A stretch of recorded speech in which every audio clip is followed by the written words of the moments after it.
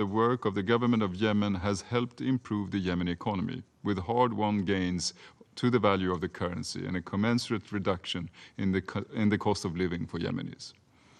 My office has recently engaged extensively with the governor of the Central Bank of Yemen in Aden, ministers in the government of Yemen, and a wide range of private sector representatives. I welcome the depth and constructiveness of the dialogue and the focus on good governance, ensuring that economic stabilization is sustainable. My office stands ready to continue engagement on these issues, these economic issues, with both parties. Only through collaboration, by depoliticizing national institutions, and by taking a nationwide view, can Yemen's full economic potential be realized. Mr. President, in recent weeks, I held discussions with many Yemeni interlocutors, including from the government of Yemen and Ansar Allah, with representatives of regional countries, including Saudi Arabia, Oman, and the United Arab Emirates, as well as with representatives of the broader international community. I emphasized in all my meetings that the best way forward is to engage on the commitments made towards a roadmap, making sure that they are anchored in Yemeni ownership and responsive to current challenges and broader regional security needs. The need for a nationwide ceasefire, countrywide economic reforms, and an inclusive political process remains as valid as ever. My work on this continues, despite all the challenges I have enumerated, undeterred. Mr. President, we achieve most when we work together. Unilateral decisions rarely bring solutions. They harden positions, deepen mistrust, and prolong conflict. In moments of heightened tension, keeping channels of communication open is not a sign of weakness, but of leadership and responsibility. Dialogue, however difficult, is the only viable path to bridge divides and to move forward.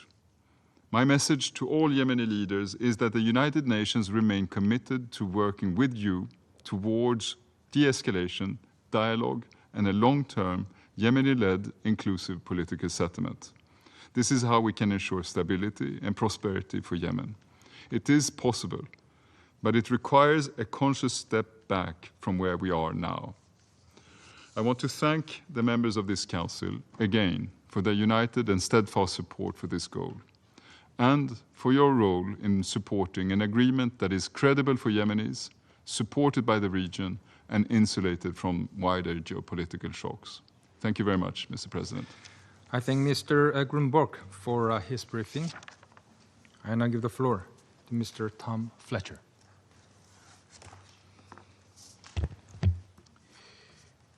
Thank you, Mr. President. The events of the last 2 weeks, as described by the Special Envoy, will understandably dominate discussions today on how the United Nations operates and how we engage with parties to a conflict in Yemen and beyond. And so I reiterate my full support to the Special Envoy's strenuous efforts to find a political track in and amid a complex regional picture. I will address some of those implications, but I'd first like to focus on the ever-growing humanitarian crisis plaguing the people of Yemen. Mr. President, rising food prices, security threats to our work, a collapsing economy, and persistent conflict have made Yemen the third most food insecure country on earth. Before February next year, 1 million more people are expected to be forced into extreme hunger, joining 17 million Yemenis with too little to eat. This includes more than 40,000 people in the catastrophic phase of food insecurity. 70% of households in Yemen do not have enough food to meet their daily needs. This is the highest rate ever recorded. Nearly half of the population in the country are now suffering severe food deprivation, a jump from 36% only a year ago. 1 in 3 families is experiencing moderate to severe hunger. In 1 out of 5 households, someone goes a full day and night without any food at all. I've raised this alarm here before, but this reporting confirms our and your worst fears. Mr. President, the more positive part. Despite lack of funding, and a tough operating environment, humanitarians, with immense courage, have been responding to those in greatest need. In Hajj, humanitarian organizations strengthened their responses to roll back rising acute food insecurity after children died from starvation in the IDP camps.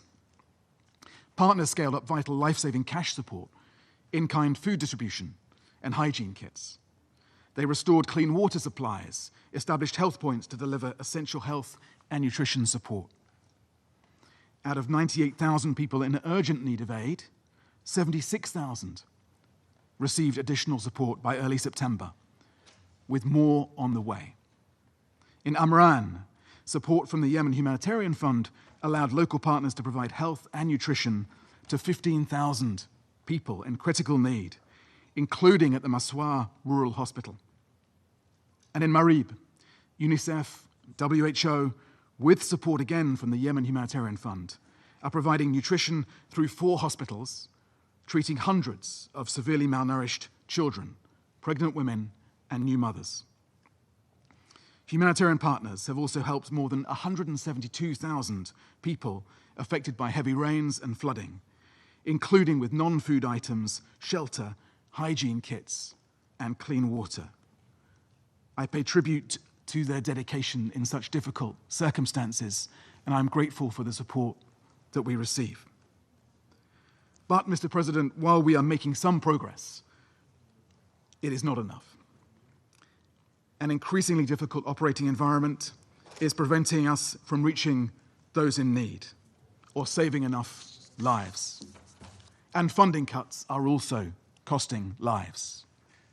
For example, and in addition to the food insecurity crisis, 2 million women and girls have already lost access to reproductive health services in a reality where a woman already dies every 2 hours during pregnancy. I remain gravely concerned by the continued hostilities between the parties, which have resulted in scores of casualties and damaged critical infrastructure. Airstrikes against Sana'a and Al-Jawf since the last council briefing are reported to have resulted in more than 300 casualties. International humanitarian law must be respected. Civilians and civilian objects must be protected. Mr. President, in this challenging environment, the detention of another 22 United Nations staff by the Houthi de facto authorities since the 31st of August is intolerable. This is in addition to the 23 staff who were already detained, along with dozens of staff and former staff from international NGOs, civil society, and diplomatic missions. So I would reiterate the central demands that you made as a council in your statement on the 12th of September, the immediate release of all those detained by the de facto authorities, and your clear message that those delivering humanitarian aid must be protected. That arbitrary detention of now 44 UN staff, the forcible entry of UN offices, the seizure of equipment, all of that fundamentally undermines our ability to continue to deliver at scale in these locations.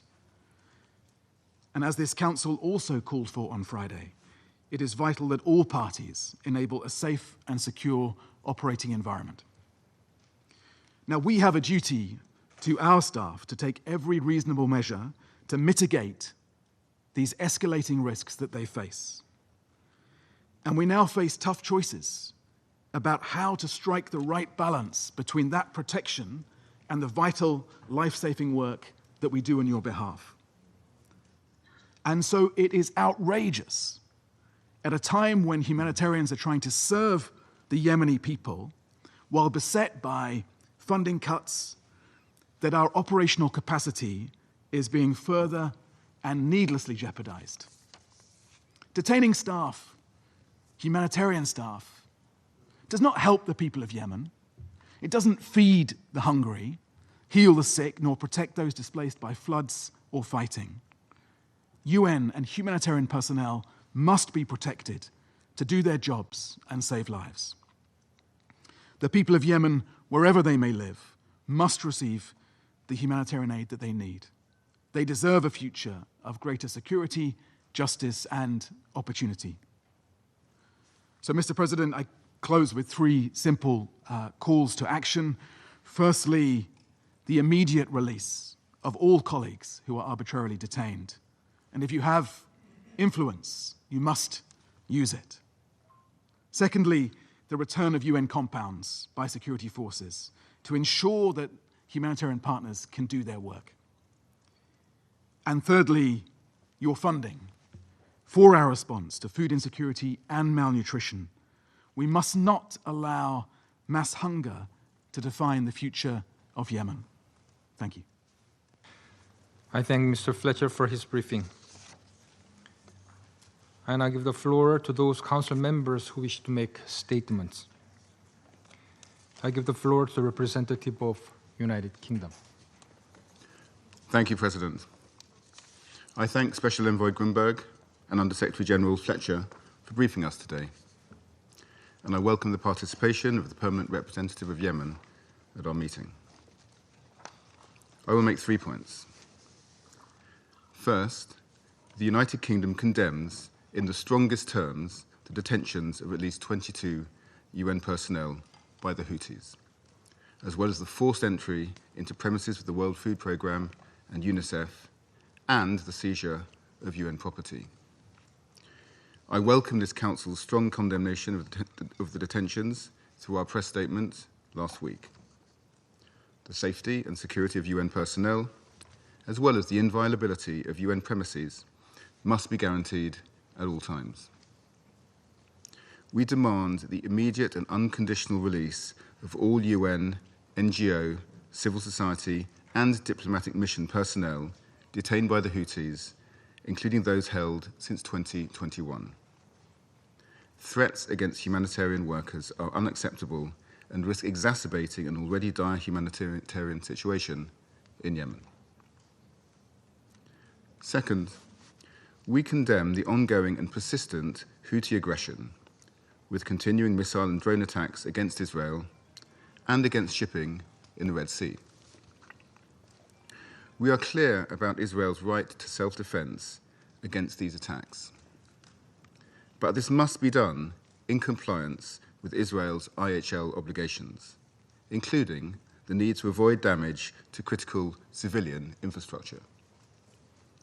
We call on the Houthis to stop this reckless escalation, which has already resulted in significant civilian casualties.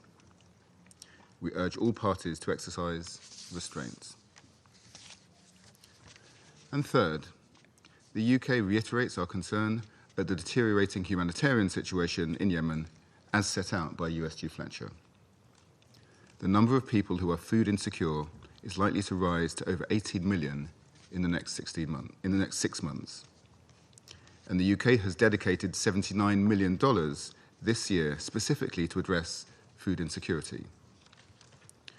We must work together to ensure that the international community remains focused on the humanitarian response and to galvanise donors to fill critical funding gaps. We also encourage the UN to ensure that resources are prioritised to mitigate the worst impacts of this looming crisis. President, the UK remains resolute in our support to the efforts of the Special Envoy and his team in charting a path towards lasting stability and security in Yemen. I thank you. I thank the representative of United Kingdom for the statement. I now give the floor to the representative of Somalia. Mr. President, I have the honor to deliver this statement on behalf of A3+, namely Algeria, Guyana, Sierra Leone, and my own country, Somalia. We thank the Special Envoy Hans Grunberg and USG Tom Fletcher for their comprehensive briefings and welcome the participation of the Permanent Representative of Yemen in this meeting.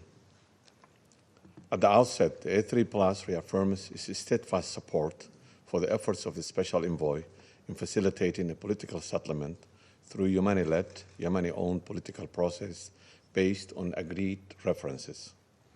We stress once again that dialogue, compromise, and inclusivity remain the only path toward a sustainable solution for the conflict and alleviation of the suffering endured by the Yemeni people.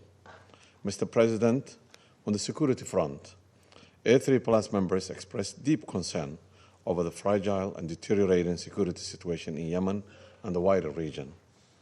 The group reiterates the urgent need for coordinated efforts to de-escalate the tensions and protect the civilians.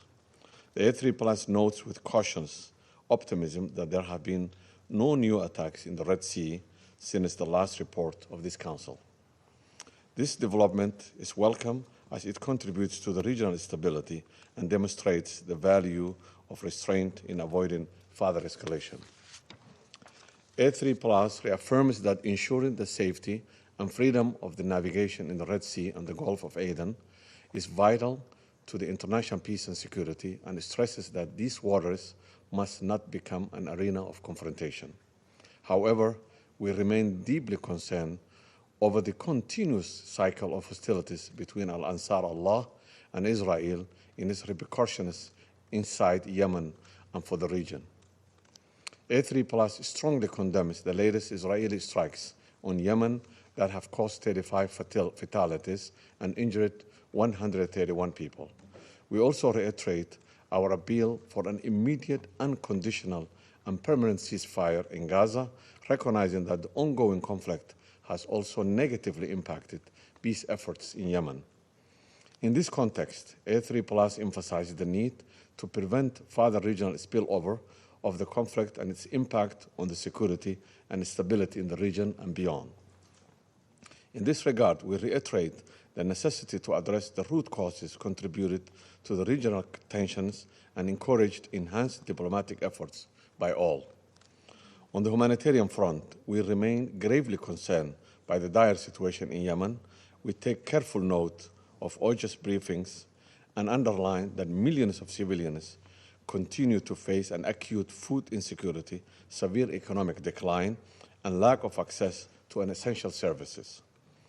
Humanitarian needs are rising even as the funding shortfalls constrain the response. We emphasize that international humanitarian law must be respected at all times, that humanitarian access must be guaranteed, and that the protection of civilians, especially women and children, must remain a central priority. Mr. President, while we welcome the recent release of Ms. Lana Katao, Deputy Director of UNICEF, and the A3+ reiterates strong condemnation of the arbitrary detention of the UN, humanitarian staff, national and international NGOs, and civil society organizations, and diplomatic missions personnel by the Houthis. The recent detention by the Houthis and forced entry into the UN premises are clear violation of their obligations under international humanitarian law. Such actions are unacceptable and severely hinder efforts to deliver assistance and promote peace in Yemen. In this regard, the A3+ reiterates its firm demand for the immediate and unconditional release of all arbitrarily detained persons since 2023, including UN staff.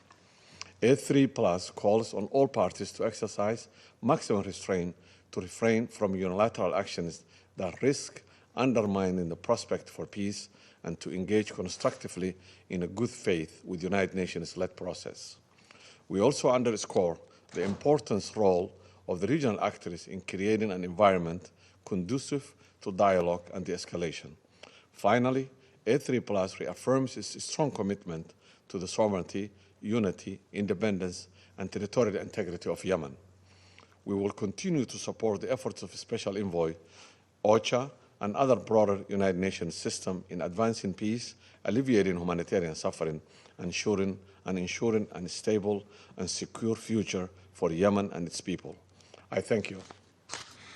I thank the representative of Somalia for your statement. I now give the floor to the representative of China.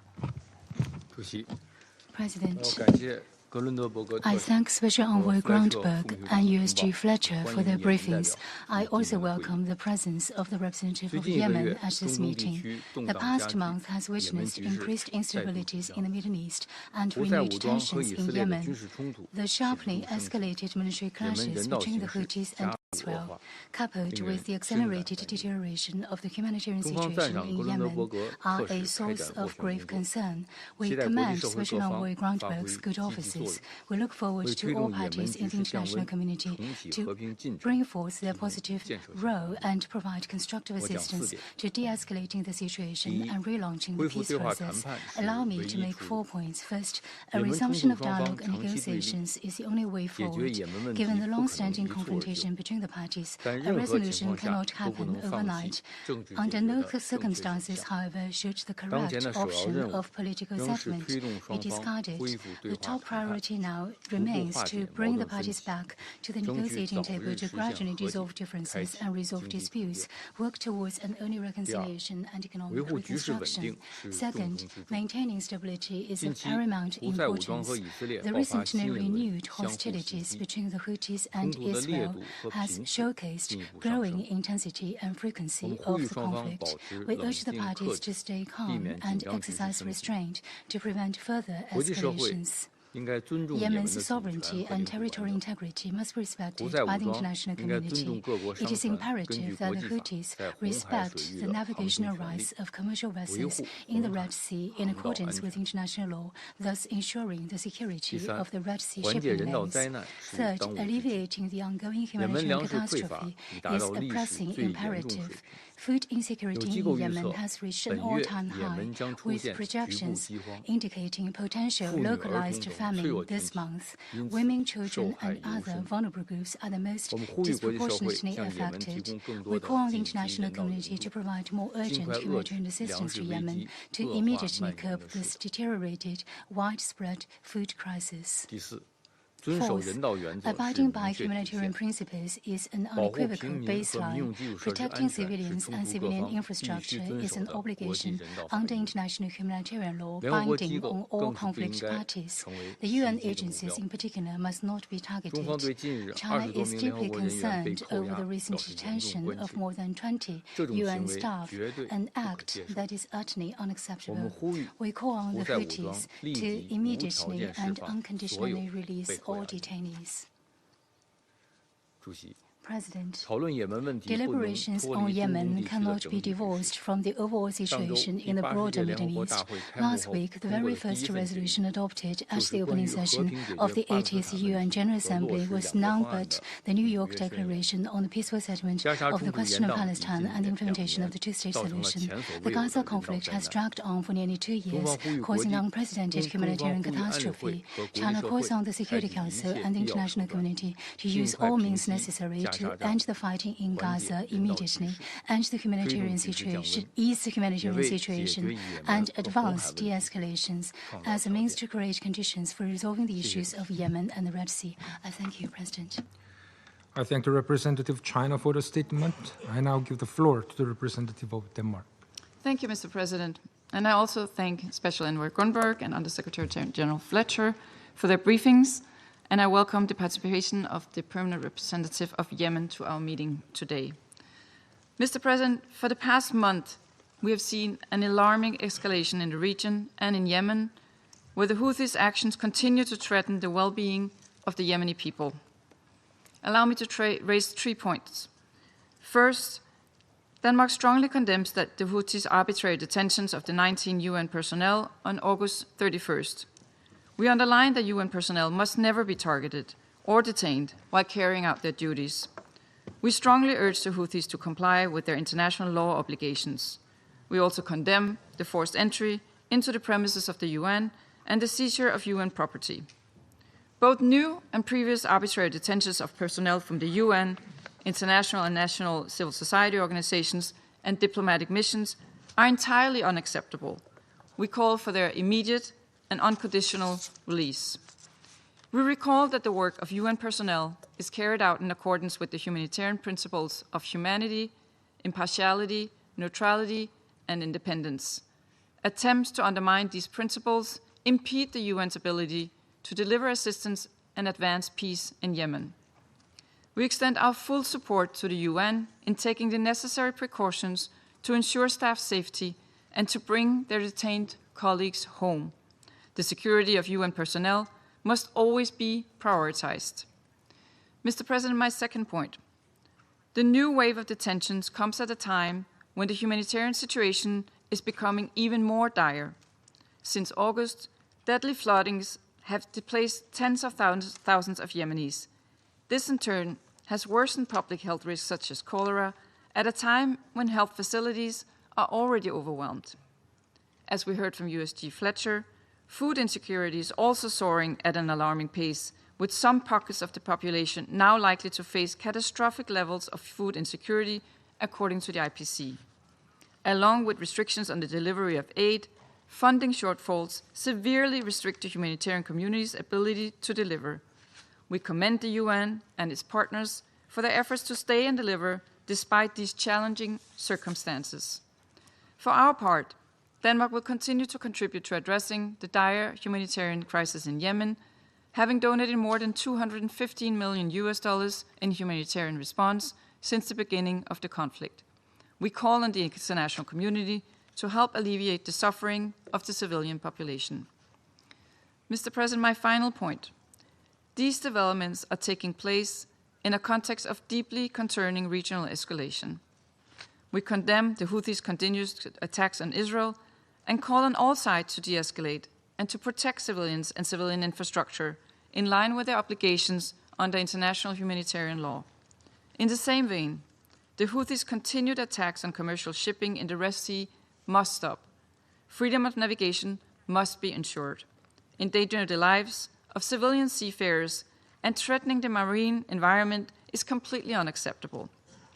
Recent Houthi missile and drone attacks demonstrate the extent of external support for the Houthis in expanding their military capabilities. The recent seizure of 250 tons of arms on its way to the Houthis underscores that violations of the arms embargo continue.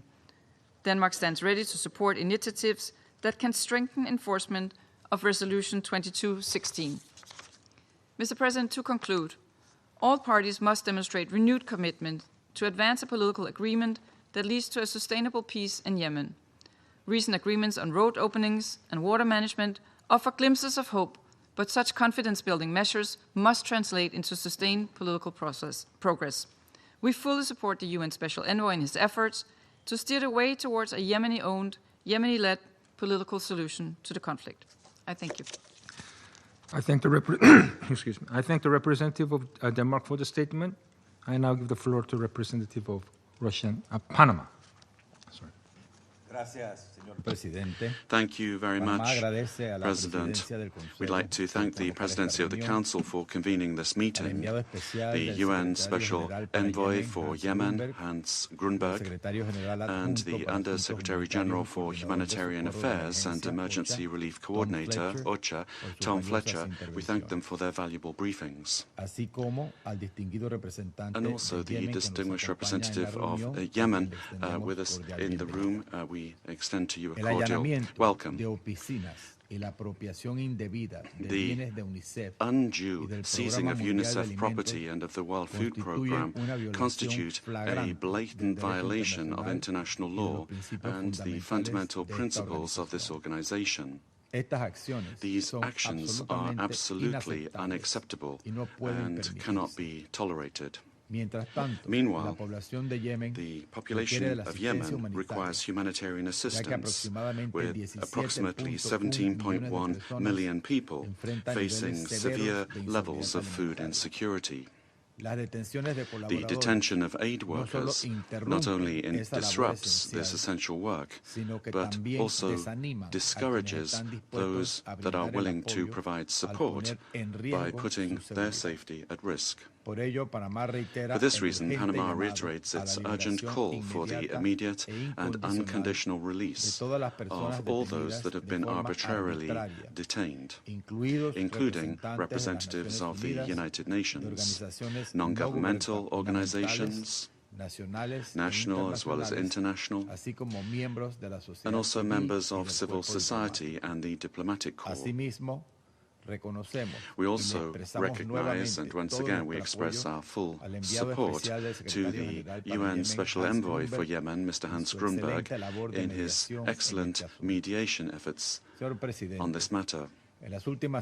President, in recent weeks, we have closely followed the developments in Yemen amid increasing signs of tension and escalation, both in Yemen and across the region. For this reason, we demand that the Houthis refrain from carrying out provocative and unilateral attacks that could trigger a larger crisis in Yemen, further jeopardizing the already fragile stability of the country and the region. Likewise, we call on all states to refrain from carrying out retaliatory attacks. These only worsen the humanitarian situation and have a direct impact on the Yemeni civilian population. The region cannot and must not, under any circumstances, be dragged into another large-scale conflict. Panama remains firmly committed to the pursuit of a political, inclusive, lasting and peaceful solution to the conflict in Yemen through constructive dialogue, diplomacy and cooperation with all stakeholders involved. Thank you very much. I thank the representative of Panama for the statement. I now give the floor to the representative of Pakistan. Thank you, Mr. President. We thank Special Envoy Hans Grundberg and Under Secretary General Tom Fletcher for their comprehensive briefings. I welcome the participation of the permanent representative of Yemen in the meeting. The broader situation in the Middle East remains concerning. Escalating violence and instability in the region continue to pose serious risks to peace and security. The use of force against civilians, the disregard for international humanitarian law, and the absence of meaningful dialogue further threaten destabilizing an already fragile environment. Against this backdrop, the plight of Yemen becomes even more urgent. While we deeply appreciate the efforts undertaken by the Special Envoy, regrettably, the Yemeni peace process has not made the desirable progress. The people of Yemen continue to suffer from the devastating consequences of protracted conflict. Political paralysis, economic collapse, and a severe humanitarian crisis have combined to create one of the world's most serious situations. Millions remain displaced, infrastructure is destroyed, and essential public services are crippled. I wish to emphasize 4 points. First, Pakistan expresses deep concern on the ongoing cycle of violence between the Houthis and Israel and its repercussions on Yemen and the region. We call for restraint, de-escalation, and the protection of civilians. We condemn the ongoing attacks against civilians and civilian infrastructure, which cannot be justified under any pretext. Hostilities must end immediately. Second, we strongly condemn the continued arbitrary detentions by the Houthis, including the recent 21 United Nations personnel, as well as the forced entry into premises of the World Food Programme and UNICEF, and the seizure of UN property. These actions violate international law, undermine the UN's ability to operate in Yemen, and deliver the much-needed assistance. The safety of UN staff and property, and the inviolability of UN premises must be guaranteed at all times. All detained UN, NGO, humanitarian, civil society, and diplomatic personnel must be released immediately and unconditionally. Third, the humanitarian situation remains dire. 2/3 of Yemen's population needs humanitarian assistance. Food insecurity is rising. Malnutrition is widespread, and outbreaks of disease persist. We urge donors and humanitarian agencies to increase funding so that aid reaches those in need without delay. Fourth, it is imperative to prioritize finding sustainable solutions for Yemen and advancing dialogue and diplomacy to safeguard peace and stability across the Middle East. The roadmap agreed in December 2023 remains the viable pathway.